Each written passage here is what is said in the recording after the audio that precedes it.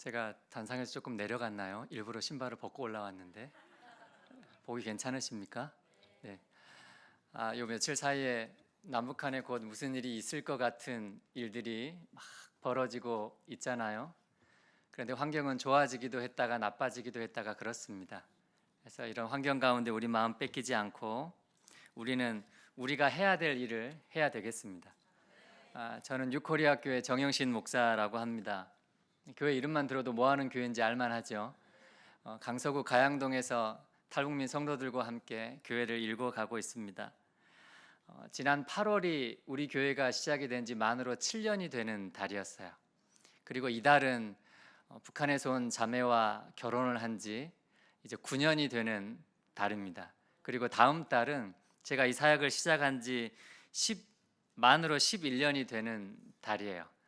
제가 돌아보니까 언제 시간이 이렇게 지났나 싶은 생각이 듭니다.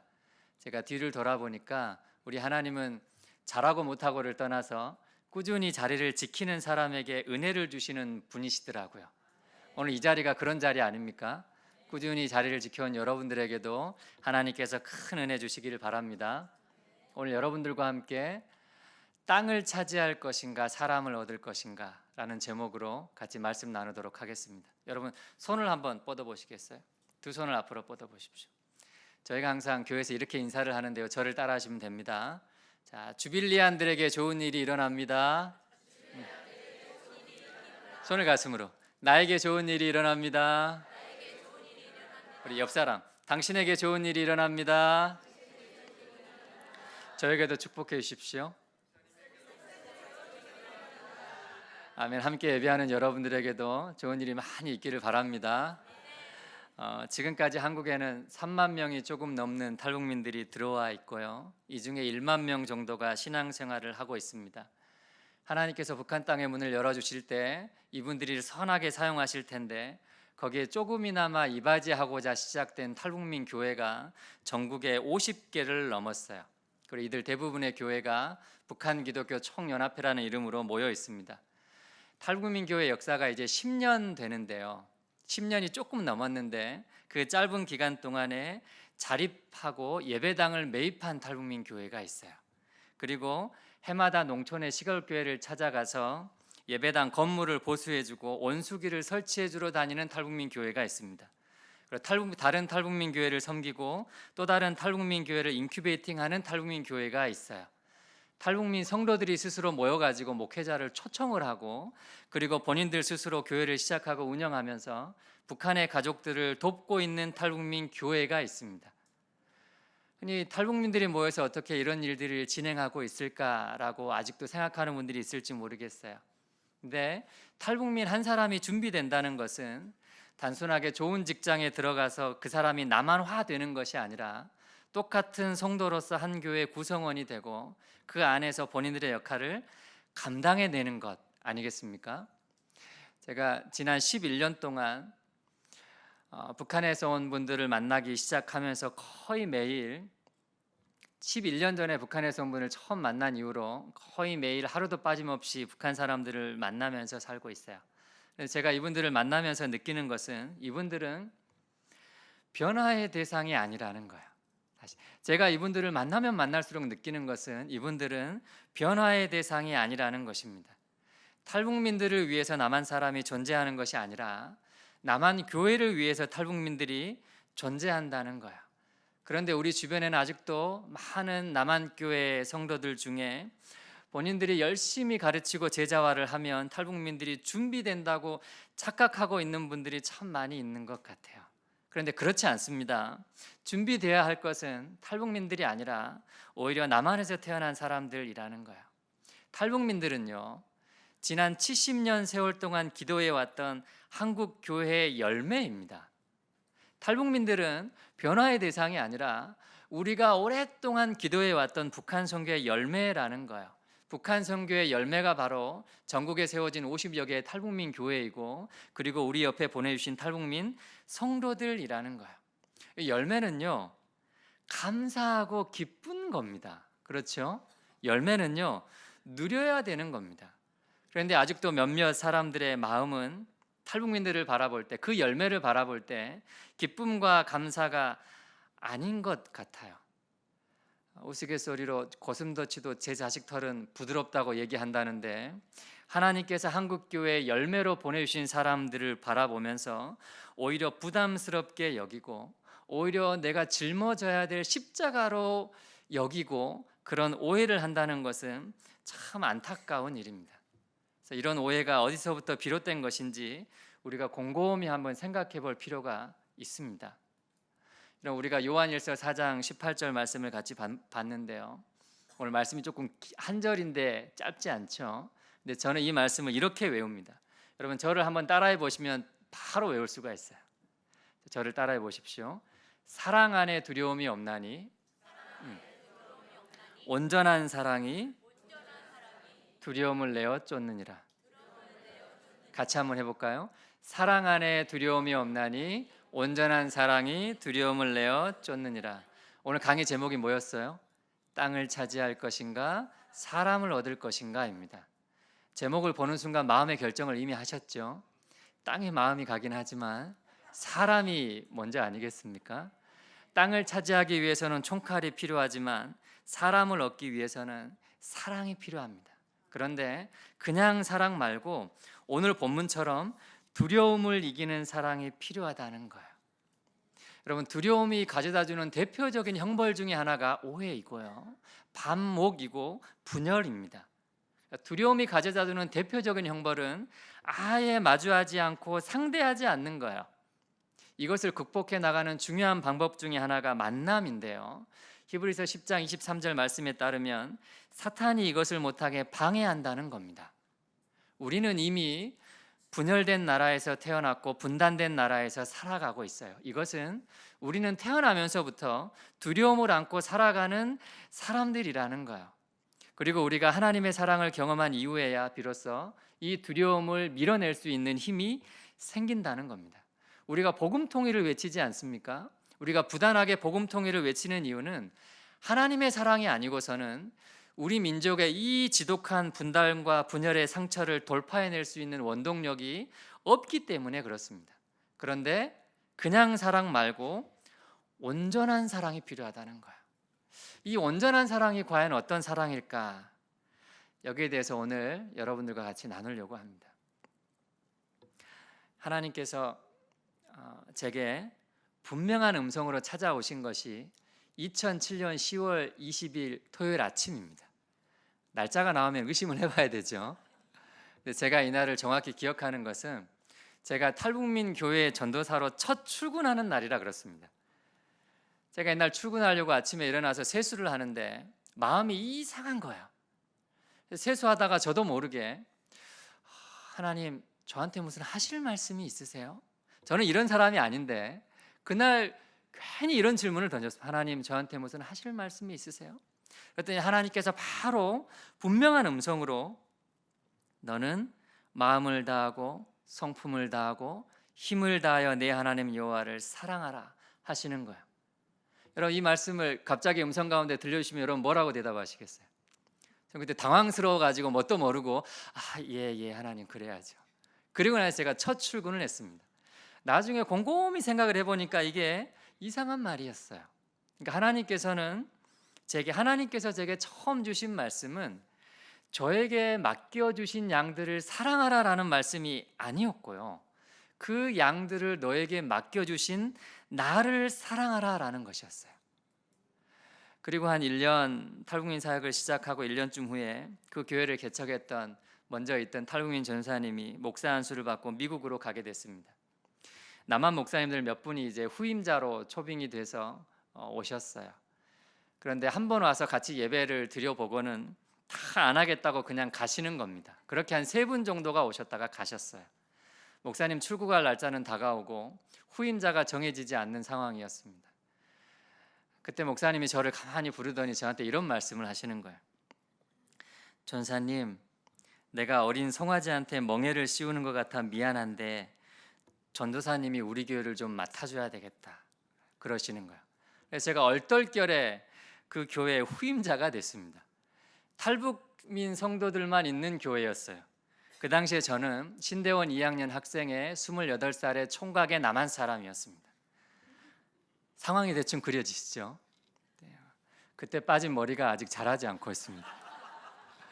그 무렵에 제가 한참 힘들어하고 있는데 하나님께서 제 마음 가운데 다시 찾아오셨어요. 그리고 잔잔한 음성으로 내가 너를 안다 그러시는 거예요. 제가 아멘 하면 되는데 그때 제 상태가 별로 안 좋았습니다. 그래서 바로 대꾸를 했어요. 아니 하나님이 저를 어떻게 아세요? 거룩하신 하나님이 죄인인 저를 어떻게 아세요? 그랬더니 하나님께서 바로 마음에 예수를 통해 너를 안다 그러시는 거예요. 여러분, 하나님께서는 예수님을 통해 저와 여러분들을 압니다. 그렇죠? 우리는요 탈북민들을 통해 북한을 알아갑니다. 그렇죠? 여러분, 우리가 북한 선교를 외치는데 그 대상이 북한 땅이 아니잖아요. 북한 체제를 변화시키자는 게 아니잖아요. 북한 선교는 그 대상이 북한 사람입니다. 우리가 북한에 올라가서 북한 사람을 못 만나니까 하나님께서 이 땅에 보내주신 북한 사람들이 바로 탈북민들이라는 거예요.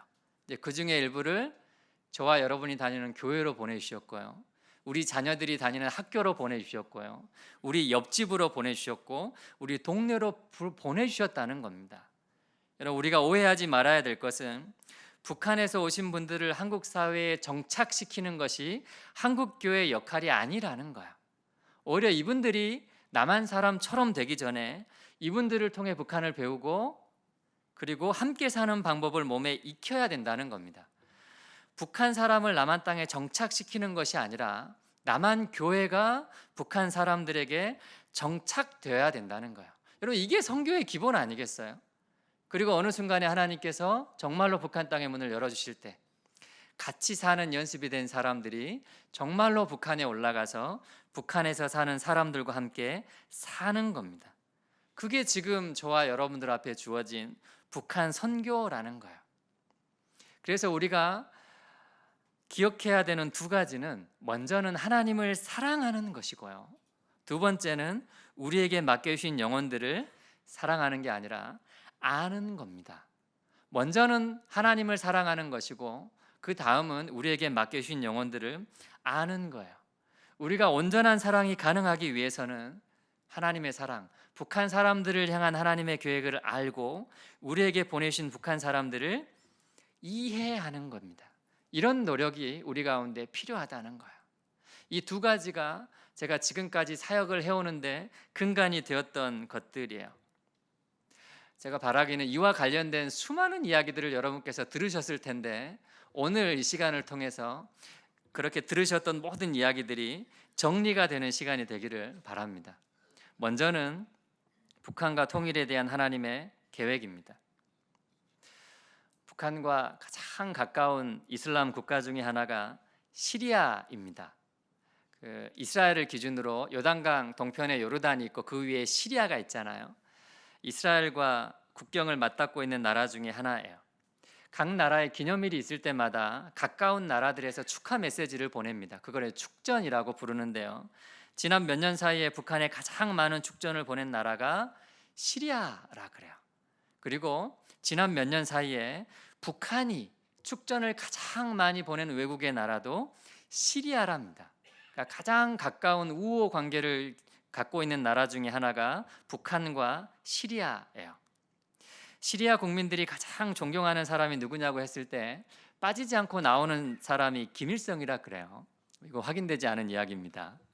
북한에 옆집이 옆집을 감시하는 북한 5호 담당제가 있는데 시리아에서 그거를 그대로 벤치마킹 해가지고 시리아에도 5호 담당제가 작동하고 있다 그래요.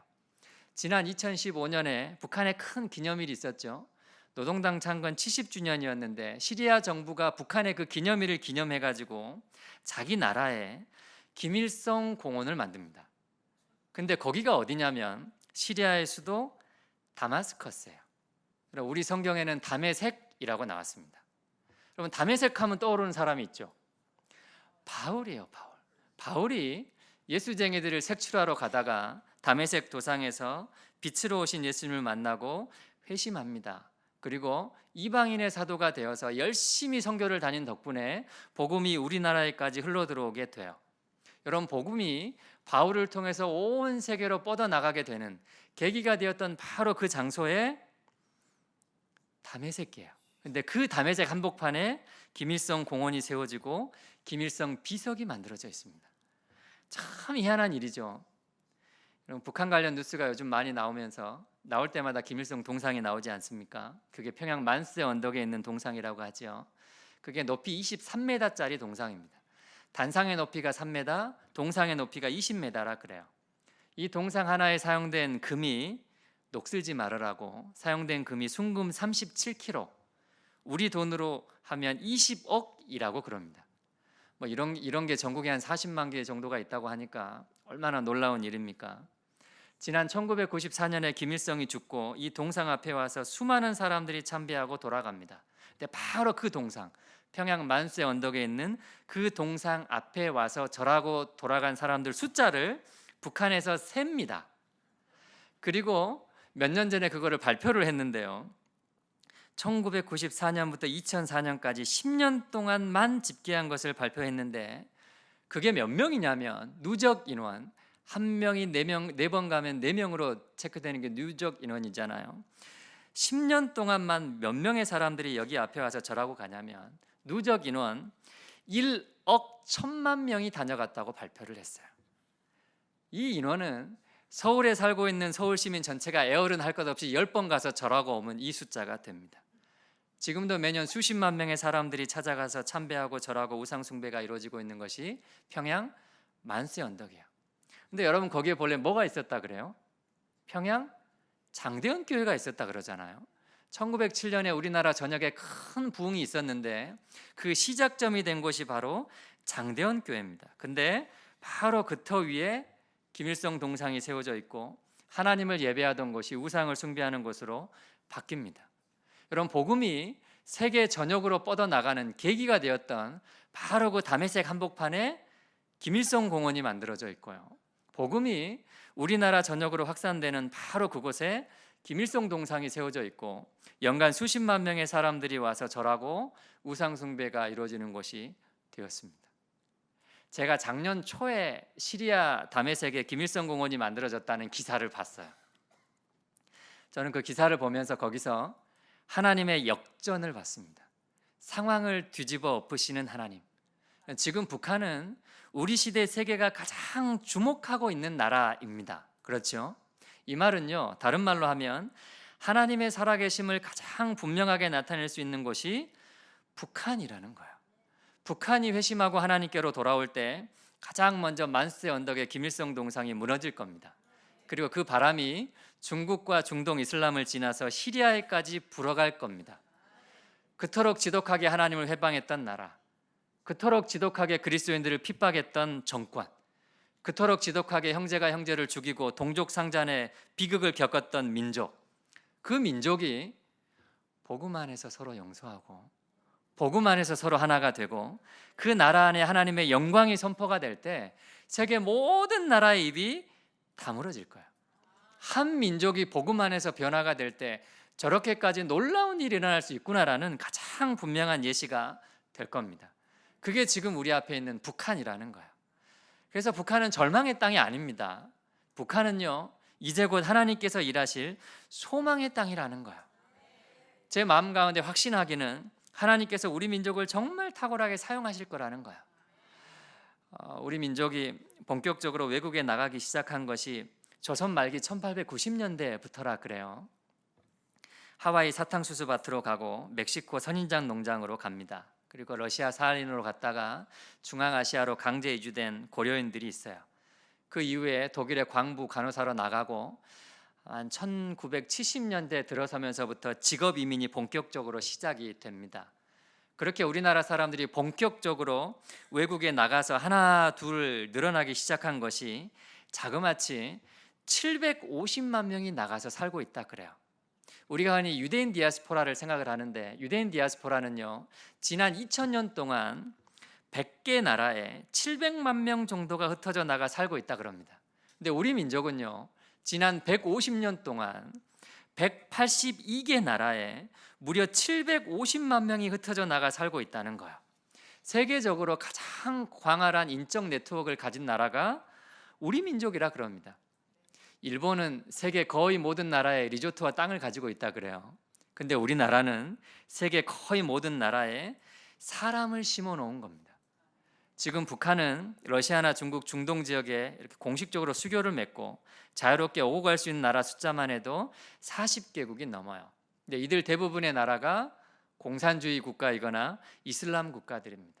복음이 들어가기 힘든 나라들이에요. 복음의 불모지들입니다. 그런데 북한 사람들에 대해서는 우호적인 나라예요. 그래서 우리 5천만 대한민국 국민과 2,500만 북한 주민들과 750만 한인 디아스포라들이 복음 안에서 하나가 될 때 세계적으로 놀라운 일이 일어날 거라는 거예요. 그 중심에 남북한의 통일이 있습니다. 통일 이후에 여러분 우리는 두 가지를 얻게 돼요. 남한은 북한의 경제력을 살릴 겁니다. 그렇죠? 반대로 북한은 남한의 신앙을 살릴 거예요. 그럼 많은 사람들이 남한 교회가 북한 교회를 살려야 된다고 하는데 그 반대입니다. 북한 지학 교회가 남한 교회를 살릴 겁니다. 여러분 우리 기독교 신앙의 본질이 포기 아닙니까? 포기. 그런데 자기 생명까지도 포기하는 게 순교입니다. 그런 측면에서 볼 때 북한 지학 교회가 남한 교회보다 훨씬 더 본질에 가까이 가 있다는 거야. 그럼 본질이 비본질을 살리게 되어 있습니다. 우리 그리스도인들은 참 신기한데 그 썩은 사과가 가득 담겨 있는 곳에 온전한 사과 하나를 넣어 놓으면 얼마 안 가서 온전한 사과가 어떻게 돼 버려요? 썩어 버립니다. 그런데 썩은 그리스도인 이러면 너무 죄송하고 불량한 그리스도인이 가득한 곳에 온전한 그리스도인 한 사람이 가면요, 얼마 안 가서 나머지 그리스도인들도 온전해져 버려요. 본질이 비본질을 살리기 때문에 그렇습니다. 여러분 통일이 되면 남한은 북한의 경제력을 세우고 북한 지하교회는 남한교회의 신앙을 깨울 겁니다. 미국이 세계 제1의 선교 대국이 될 수 있었던 중요한 이유는요, 막대한 경제력과 청교도의 본질적인 신앙이 있었기 때문에 그렇습니다. 통일 코리아는 선교국의 필수 조건인 본질적인 신앙과 막대한 경제력을 갖추게 돼요. 우리가 통일 이후에 북한의 지하교회를 만나는 두 가지 길이 있습니다. 하나는 지금 우리 옆에 와 있는 탈북민들이고요. 또 하나는 연변의 조선족 교회들입니다. 우리는 가장 먼저 조선족 교회를 통해서 북한의 지하교회를 만나게 될 거예요. 이 과정에서 북한 지하교회의 실상을 발견한 조선족 교회가 먼저 부흥을 경험하게 될 겁니다. 그리고 이들 조선족 교회를 통해서 55개 소수민족 교회가 부흥을 경험하게 될 겁니다. 그리고 이들 소수민족 교회를 통해서 한족과 중국 대륙 전체가 주님께로 돌아오게 될 거예요. 여러분 이게 약한 자를 들어 사용하시는 하나님의 방법입니다. 세계 선교의 토대가 마련된 한국 교회가 이 시대 마지막 선교지 이슬람을 향해 달려갈 때 하나된 중국 교회는 북한 교회의 든든한 지원군이 될 겁니다. 북한 교회를 통해서 이슬람 지역에 복음이 전파가 되고 복음이 미전도 종족을 덮을 거예요. 그 이후에 예수님이 오셔요. 제가 너무 멀리 갔습니까? 여러분 보세요. 한국 땅이 부흥하는 길목에 남북한의 통일이 있습니다. 중국 땅이 복음화되는 길목에 남북한의 통일이 있어요. 아랍창 이슬람이 복음화되는 길목에 남북한의 통일이 있어요. 예수님이 다시 오시는 길목에 남북한의 통일이 있어요. 그래서 우리 그리스도인들은 통일을 위해서 기도해야 된다는 거예요. 10년쯤 전에 새벽에 나가 엎드려 기도하는 중에 하나님께서 제게 이런 감동을 주셨어요. 그리고 이 마음은 10년이 지난 지금도 계속해서 제 마음 가운데 일어나고 있습니다. 이게 이 사역의 비밀이라는 거예요. 북한 선교는 북한이 종착점이 아니라 세계 선교의 시작점에 있다는 거예요. 그럼 지금 교회는 힘을 잃어가고 있는 것처럼 보입니다. 북한의 우상화는 점점 치열해져 가고 있는 것처럼 보입니다. 그럼에도 불구하고 우리에게 소망이 있는 것은 하나님은 북한 그 다음을 계획하고 계시다는 거예요. 하나님은 우리 민족을 통해서 세계의 열방을 내다보고 계시다는 겁니다. 여러분 우리가 지금 다 마지막 때를 살고 있지 않습니까? 근데 어쩌면 정말로 마지막이 될지도 모르는 그 하나님의 위대한 영광을 우리 두 눈으로 가장 가까운 곳에서 볼 수 있는 기회가 우리 앞에 있다는 거예요. 그래서 우리는 이민을 가면 안 됩니다. 그럼에도 불구하고 북한을 생각할 때 우리 가슴이 뛰지 않는다는 것은 참 안타까운 일이에요. 그럼에도 불구하고 우리 옆에 보내주신 탈북민들을 바라볼 때 우리 마음이 무거워진다는 것은 참 안타까운 일입니다. 이 자리에 계신 여러분들은 탈북민들을 통해 통일한국을 보게 되는 은혜가 있게 되기를 바랍니다. 그리고 통일한국을 통해서 세계 선교를 내다보는 은혜가 있기를 바랍니다. 두 번째로 북한 사람들에 대한 이야기를 나누겠습니다. 우리가 북한 사람을 이해할 때 반드시 염두에 둬야 되는 말씀이 있어요. 그게 요한복음 8장 44절 말씀입니다. 예수님이 자기를 따르던 유대인들에게 하시는 말씀이에요. 제가 한번 읽어볼게요. 너희는 너희 아비 마귀에게서 났으니 너희 아비의 욕심을 너희도 행하고자 하느니라. 저는 처음부터 살인한 자요 진리가 그 속에 없으므로 진리에 서지 못하고 거짓을 말할 때마다 제 것으로 말하나니 이는 저가 거짓말쟁이요 거짓의 아비가 되었습니다. 여러분, 북한 사람들은요 속아 살아온 겁니다. 속아 살았다. 여러분, 우리가 북한 선교를 생각할 때 가장 염두에 둬야 될 것이 마귀의 실체입니다. 오늘 예수님의 말씀에 따르면 이 원수 마귀는 거짓의 아비라는 거예요. 이놈이 거짓을 낳는답니다. 그러니까 그 본질이 거짓이라는 거예요. 이놈이 얼마나 대단한 놈이냐면 감히 하나님이 거니시는 동산에서 하나님의 형상으로 만든 사람에게 가가지고 거짓말을 했던 놈이에요. 감히 하나님이신 예수님이 금식 이후에 육신이 연약해 있는 틈을 타가지고 예수님 앞에 가가지고 거짓말을 했던 놈입니다.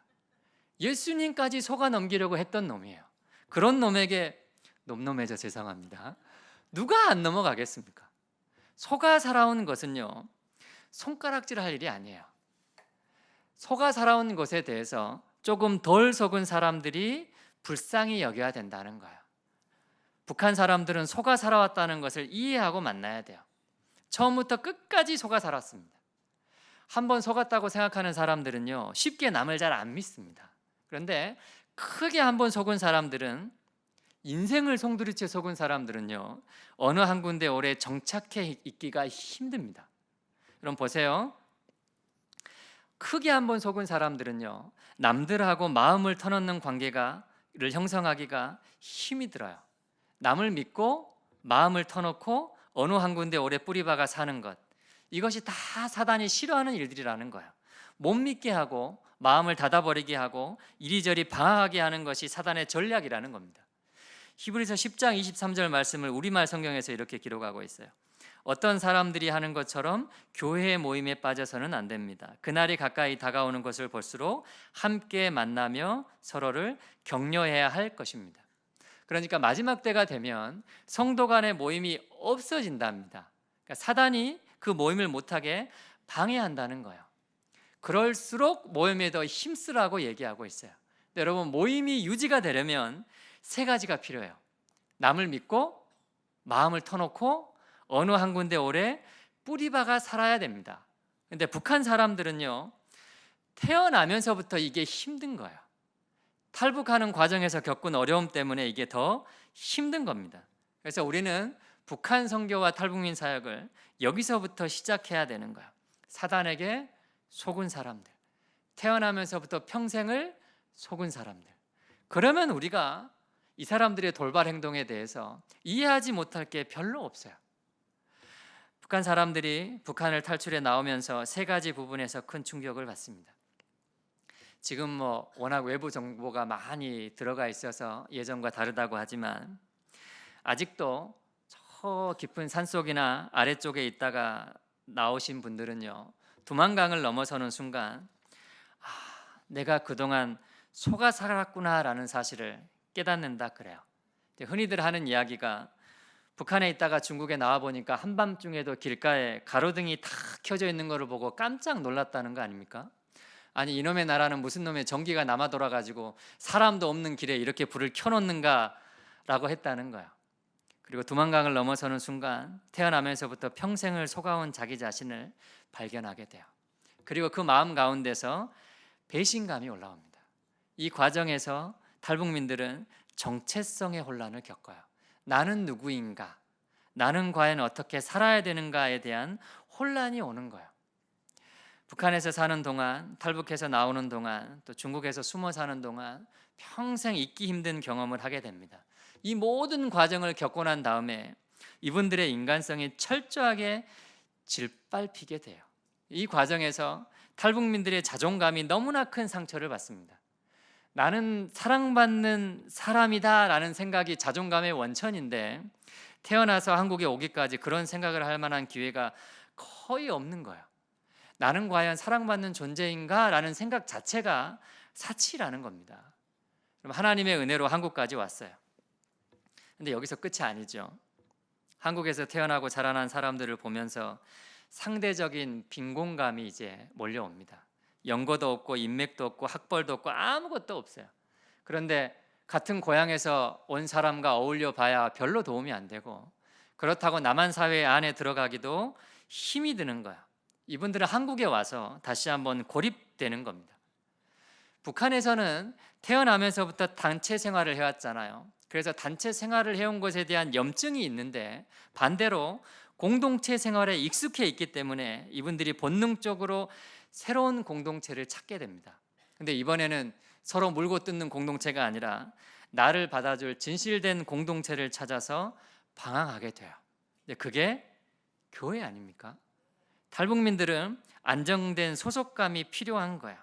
그래서 북한을 탈출해 나온 사람들은요, 정체성의 혼란과 자존감의 상처를 입은 사람들이에요. 그리고 진실된 공동체, 다시 말해서 안정된 소속감을 필요로 하는 사람들입니다.